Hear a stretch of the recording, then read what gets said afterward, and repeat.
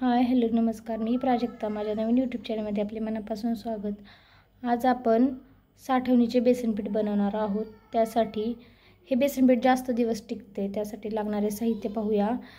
2.5 kilo डाळ दळून घेतलेली आहे. अशी बारीक दळून घेतलेली आहे 2.5 किलो डाळ. त्याच्यामध्ये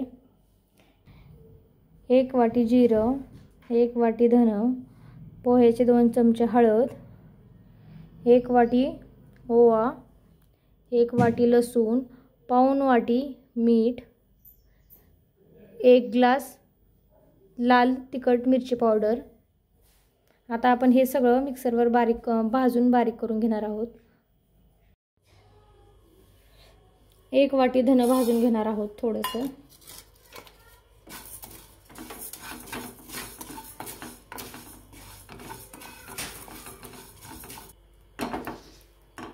आपण हे धने काढून घेऊया. त्याच्यामध्ये एक वाटी ओवा गरम करून घ्यायचा.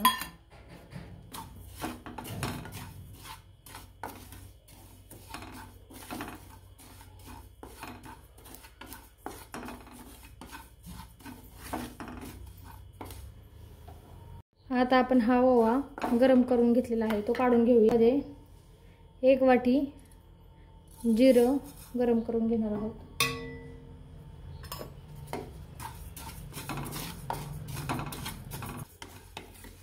आणि त्याची आपल्याला बारीक पूड करून घ्यायची आहे. आता आपलं जिरं पण गरम झालेलं आहे ते काढून घेऊया. बेसन पिठासाठी लागणारे ओवा, धना, जिरं बारीक करून घेणार आहे.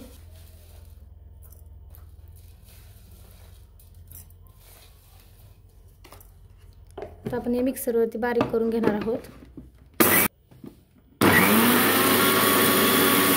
आपले धन बारीक करून झालेलं आहे. आता आपण ते काढून घेऊया.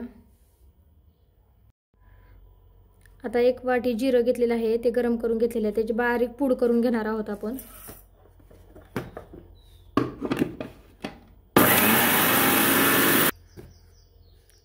आता आपण हे जिऱ्याची पूड बारीक करून घेतलेली आहे ते याच्यामध्ये टाकून घेऊया.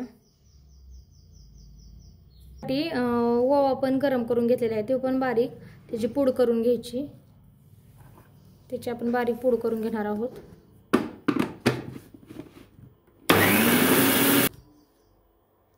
आता आपण ओव्याची पण पूड करून घेतलेली आहे. आपण ओवा, धन, जिरं हे एकत्र करून घेतलेलं आहे. मध्ये पाऊण वाटी मीठ घेतलं होतं. त्यातलं थोडंसं मीठ घेणार आहोत. निम्म घेणार आहोत त्यातलं. तिखट मिरची पावडर घेतली होती त्यातली अर्धी ग्लास ह्याच्यात घेणार आहोत टाकून.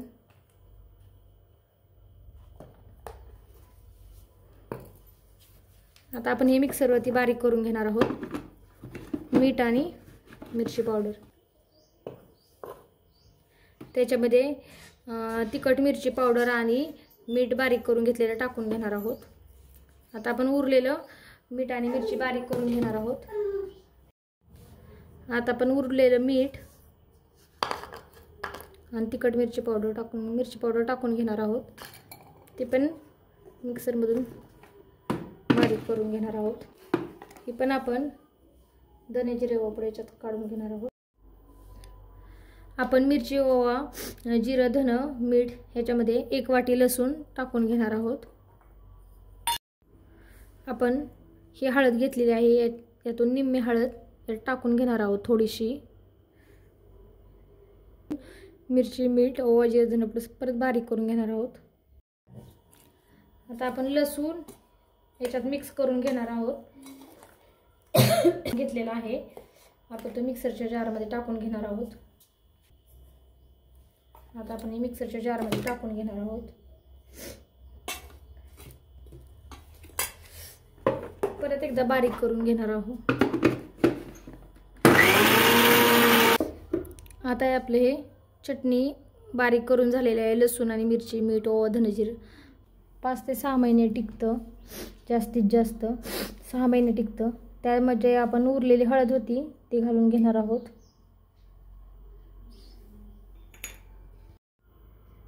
आता आपण 2.5 किलो बेसन पिठातलं थोडंसं बेसन पीठ साईडला काढून ठेवलेलं आहे.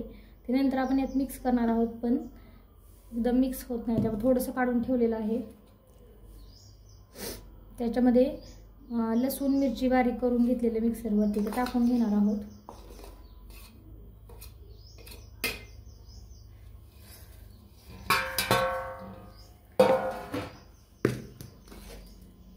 हे पीठ आपण वरून त्याच्यात फक्त पाणी टाकून द्यायची. बेसनपोळी किंवा भजी काढले तरी चालतात. हे बेसन पिठाची आपण भाकरवडी त्याच्यासाठी पण वापरलं जातं हे बेसन पीठ, कारण की त्याच्यात लसूण वगैरे आहे त्याच्यामुळे.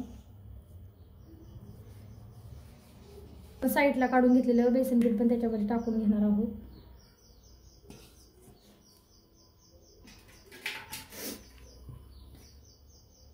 ते पण त्याच्यामध्ये सारखं मिक्स करून घेणार आहोत. आता आपण याची बेसनपोळी काढून पाहूया. आता आपण ते तयार करून घेतलेलं बेसन पिठातलं एक छोटी वाटी बेसन पीठ घेतलेलं आहे. त्याच्यामध्ये पाणी टाकून घेणार आहोत. थोडंसं बेसन पोळीला लागतं तेवढं पाणी टाकून घ्यायचं. मी एक फुलपात्र, 1 ते पाऊण फुलपात्र पाणी लागलेलं आहे. आता आपण याच्यात वरून काही टाकायचं नाहीये. आपण हा लोखंडी तवा घेतलेला आहे, तो तापवून घेतलेला आहे. त्याच्यामध्ये आपण बेसन पोळीसाठी लागणारं तेल टाकून घेणार आहोत.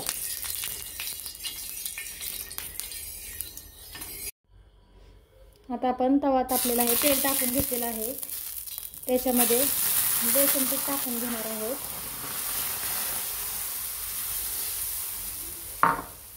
थोडंसं हाताने पसरवून घ्यायचं.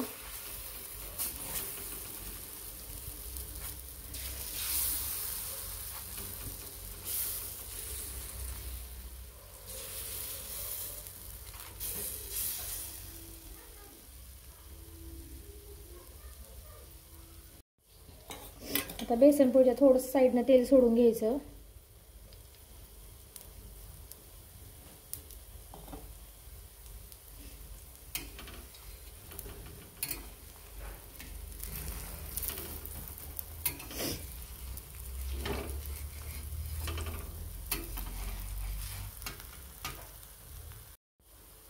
आता आपण ही बेसन पोळी पलटी मारून घेणार आहोत. थोडंसं नॉर्मल तेल सोडून घ्यायचं.